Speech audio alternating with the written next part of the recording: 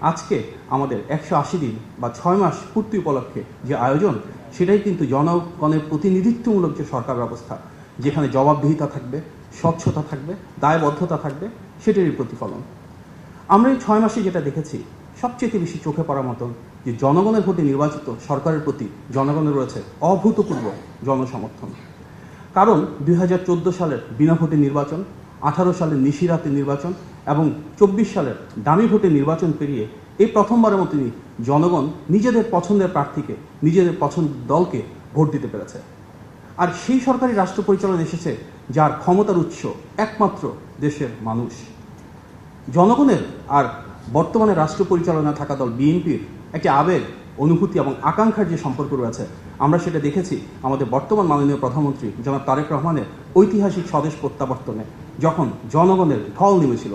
বিশ্ব ইতিহাসের সবচাইতে বড় সেই স্বদেশ প্রত্যাবর্তনের পর আমরা যখন আমাদের দেশনেত্রী বেগম খালেদা জিয়ার ইন্তেকাল হয়েছিল, তখন দেখেছিলাম ওনার জানাজাতে আরেকবার কিভাবে জনজোয়ার সৃষ্টি হয়েছে, সব শ্রেণী পেশার মানুষ নেমে এসেছিল।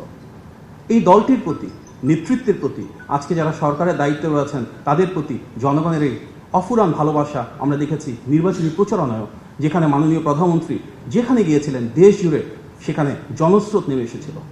গত 6 মাসে অজস্র জনসম্পৃক্ত কর্মসূচিতে মাননীয় প্রধানমন্ত্রী দেশ জুড়ে যেখানেই গিয়েছেন ঠিক একইভাবে জনগণের ঢল নেমে এসেছে। জনগণের সে আস্থা এবং বিশ্বাসকে ধারণ করেই বর্তমানে আমাদের যে সরকার, সেটি বারবার জনগণের প্রতি, দেশের মানুষের প্রতি দায়িত্ব এবং দায়বদ্ধতা নিয়ে গিয়ে চলেছে। সরকারের এই 6 মাসে সবচাইতে যেটা ডিফারেন্ট একটা বিষয় চোখে পড়ার মতন, সেটা হচ্ছে নির্বাচনী ইশতেহারকে ধারণ করে সেখানকার প্রতিটি প্রতিশ্রুতি বাস্তবায়নের জন্য অবিরত কাজ করে চলেছে। আমরা দেখেছি এই 6 মাসে সুদৃঢ় গণতান্ত্রিক মূল্যবোধ কিভাবে সরকারের প্রতিটি কার্যক্রমে অনুরণিত হয়েছে।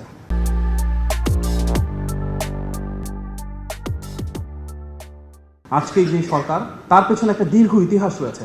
ফ্যাসিবাদ বিরোধী 1.5 দশকের সেই রক্তক্ষয়ী সংগ্রাম, যেখানে গুম, খুন, হামলা, মামলা, মানবাধিকার লঙ্ঘন পেরিয়ে বাংলাদেশের সকল গণতন্ত্রকামী রাজনৈতিক দল বিএনপির নেতৃত্বে রাজপথে ছিল।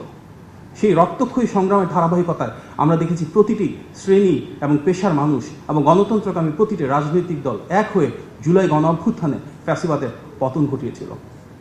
সেই ধারাবাহিকতায় জনমানুষের যেই আকাঙ্ক্ষা, এমন একটি বাংলাদেশ প্রতিষ্ঠা করা যেখানে মানবাধিকার থাকবে, বাক স্বাধীনতা থাকবে, আইনের অনুশাসন থাকবে, আমরা ঠিক সেটিই দেখেছি সরকারের এই কার্যক্রমে। গত 6 মাসে বাক স্বাধীনতা, আইনের অনুশাসন এবং মানবাধিকারের ক্ষেত্রে আমরা সর্বোচ্চ মানদণ্ড স্থাপন দেখেছি, যেখানে একটি বারের জন্য কখনো কোনো রাজনৈতিক নিপীড়ন হয়নি। যেখানে আমরা দেখেছি সর্বোচ্চ বাক স্বাধীনতা, অনেক সময় সেটা সীমা লঙ্ঘন করেছে। আমরা দেখেছি কিভাবে উস্কানি দেওয়া হয়েছে, অশোভন আচরণ করা হয়েছে, কিন্তু তারপরও সরকারের সর্বোচ্চ ধৈর্য এবং সহনশীলতার মাধ্যমে ঠিক যেভাবে শহীদ প্রেসিডেন্ট জিয়া রহমান বহুদলীয় গণতন্ত্র স্টাবলিশ করেছিলেন, সেটিকেই ধারণ করে এগিয়ে চলেছে জনগণের সরকার। আমরা দেখেছি অত্যন্ত প্রাণবন্ত এবং স্বতঃস্ফূর্ত সংসদ, যেখানে মাননীয় সংসদ সদস্যরা একে অপরের আলোচনা করেছেন, সমালোচনা করেছেন, যৌক্তিকভাবে বিভিন্ন বিষয় উপস্থাপন করেছেন।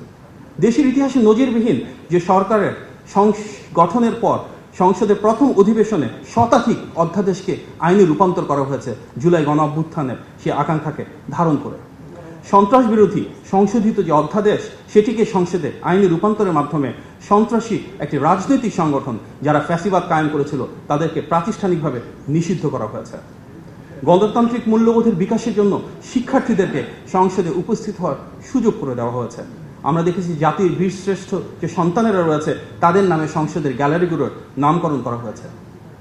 বিএনপির এই সরকারের ঐতিহ্য সেই সুমহান দর্শন বাংলাদেশি জাতীয়তাবাদ, এবং সেটিকে ধারণ করেই ভিন্ন মত, পথ, ধর্ম, বর্ণ, পাহাড়, সমতলের সক্ষম অক্ষম প্রতিটি মানুষকে এক কাতারে নিয়ে এসে আমাদের এই সরকার নিশ্চিত করেছে সকলের স্বাধীনতা, সকলের অধিকার এবং সকলের জন্য অন্তর্ভুক্তিমূলক উন্নয়ন, যার পাথেও আমাদের সাম্য, মানবিক মর্যাদা এবং সামাজিক সুবিচার দেশের প্রতিটি নাগরিকের জন্য সুনিশ্চিত করা।